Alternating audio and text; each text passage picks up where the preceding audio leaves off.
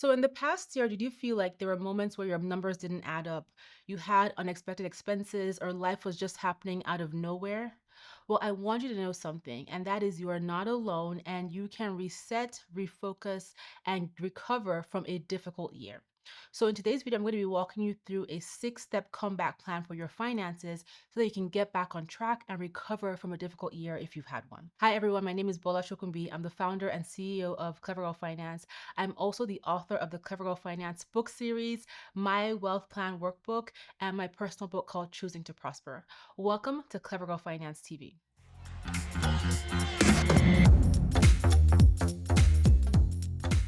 So let's talk about how to reset your finances after a rough year. Number one, forgive yourself and reframe your story.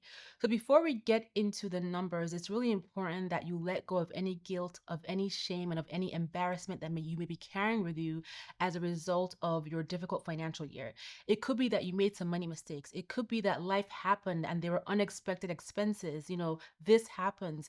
You want to let go of that guilt you feel, of any shame you feel, of any embarrassment you feel, and forgive yourself. We're not going to be doing any self judgment here. Instead, we're going to practice compassion. Life happens.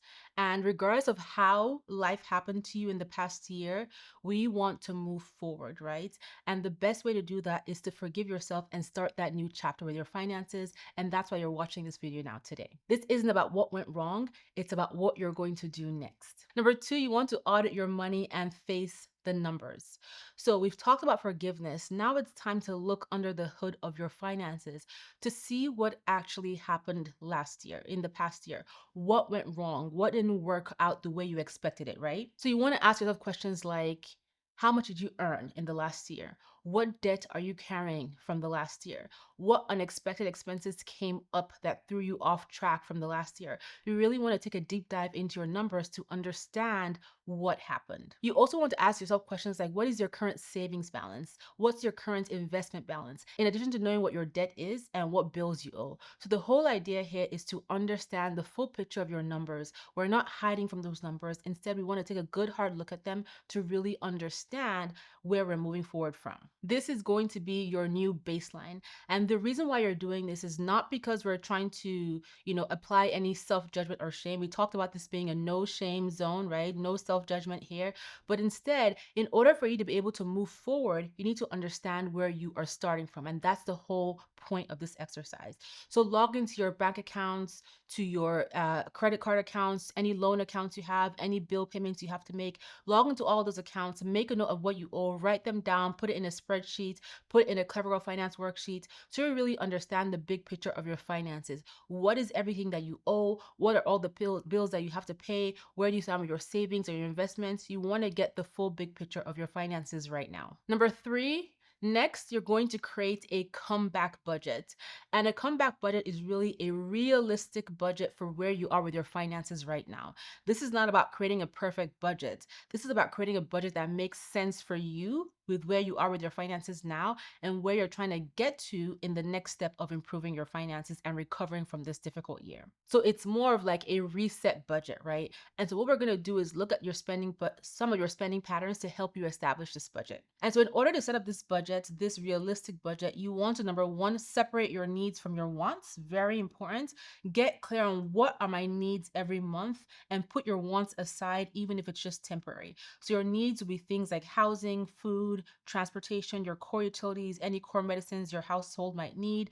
Wants will be things like vacations, eating out, etc. That stuff you can put on hold temporarily. You then want to identify if you have any money leaks and where they are coming from. So essentially a money leak is an expense that you're not necessarily paying attention to, but is costing you a lot of money. And if you cut it out, you can put some of that money towards something else that truly matters.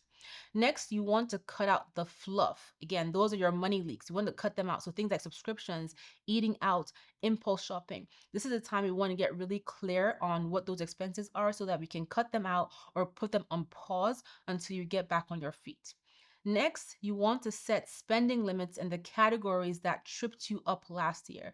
So if you found that one of the reasons why you had a difficult financial year was because you were overspending, this is the time where you're going to put a limit or a cap on those specific categories. Once you have reviewed your spending from the last year, you're going to put a cap on those categories that kind of threw you off budget.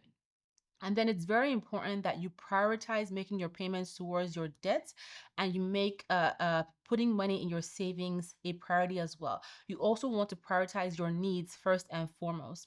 And then set one micro goal for the next 30 days. For example, it can be something small, but just something to motivate you and empower you so that you can see yourself making progress as you come out of this difficult period. So it could be something like saving $200 over the next 30 days or paying off one small debt. This way, you just stay motivated as you start to make progress. So give yourself permission to start afresh, and it is okay to start over. There is no shame in starting afresh, right? Your budget should reflect who you are now and where you're trying to get to, not where you have been. By the way, if you're enjoying this video, please hit the subscribe button, subscribe to this channel, and tell your best girlfriends about Clever Girl Finance. And then also stop by our website. We have a brand new course platform with an incredible new community, and I'd love for you to check it out. And then be sure to check out the Clever Girl Finance book series. There are 5 books in this series currently, with a new book coming out this year, and they're a great way for you to work on recovering from that difficult year. And of course, there is the Clever Girls Know podcast, where I interview tons of women on really great topics, from business, investing, entrepreneurship, paying off debt, motherhood, and so much more. Okay, let's get back to the video. Number 4, the next thing you want to do is build a mini emergency fund, emergency buffer account. So if you had to drain your emergency savings in the last year, or you didn't have one to begin with, it is okay. This is the time to build that account, rebuild that account, or replenish that account so that you can have that financial confidence, that financial peace of mind of knowing that you have a bit of money put aside in the event that life happens again. And now is a time where you want to rebuild it slowly and steadily. And so replenishing your emergency fund or starting an emergency fund should be something that you would have as a line item in your budget. And it could be every time you get paid, you put $100 or $50 or $300 towards your emergency savings. And so you want to build it up slowly so you don't feel overwhelmed. So you could start with having 1 month of your core essentials put aside, or you could set a goal to save your first $500 or first $1,000 for emergencies. And then once you hit that point, you can add on to it from there and go to 3 months or 6 months or even 12 months of your core essentials.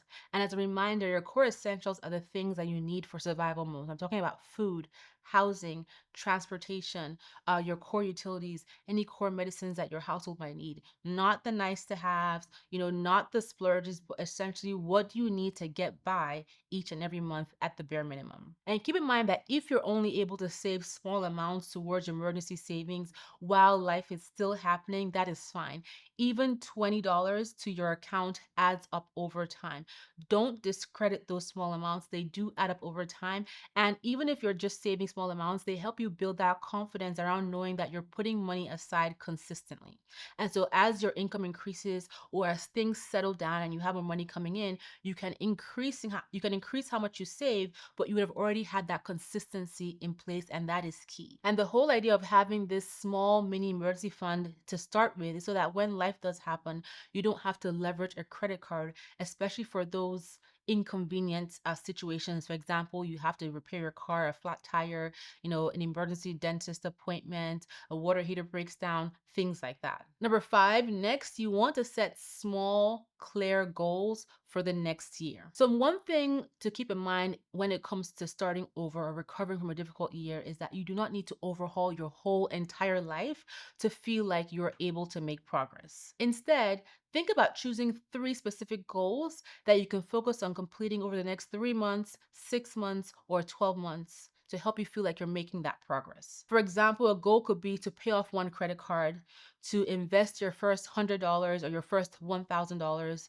to save $10,000 in the next year, or to build a weekly food plan so you can cut back on overspending on food. Those are examples of specific goals that you can create for yourself that you can focus on without having to feel like you need to overhaul your whole entire life to show that you're making progress. So make your goals measurable, actionable, and motivating. And then when you hit one goal, you'll feel empowered to set and go after the next one. And then number 6, Rebuild with support and not with shame. So, trying to reset and recover in isolation can be exhausting.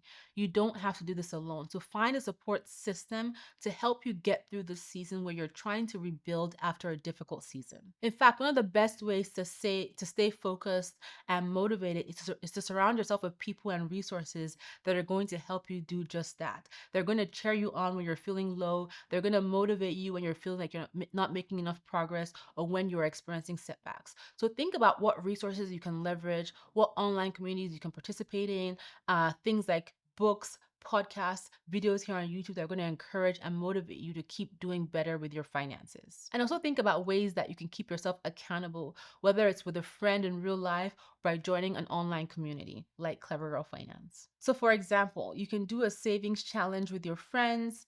You can take a free budgeting or investing course at Clever Girl Finance. Yes, we have over 30 plus completely free courses. You can talk to a mentor, a coach, or someone you trust to keep you accountable. We also have those at Clever Girl Finance. Or you can listen to financial podcasts to help you stay motivated. For example, the Clever Girls Know podcast. So again, there is zero shame in needing to reset. There is zero shame in needing to recover and start over. This is you getting back on your feet after experiencing a difficult year, whether it's through mistakes, whether it's because life happened, whether it was as a result of no fault of yours. It is okay. The key is that you set the intention to recover and move forward. So, no matter how messy your last year was, you still get to dream big. You still get to build wealth. You still get to pursue your goals. And you still get to choose to do things differently starting today. And that's why you're here watching this video. My hope for you is that this time next year, you will be glad that you didn't give up. So I'd love for you to share in the comments below, what are your goals to recover from a difficult year if you have experienced one? Thank you so much for tuning into this video, and I will talk to you next time.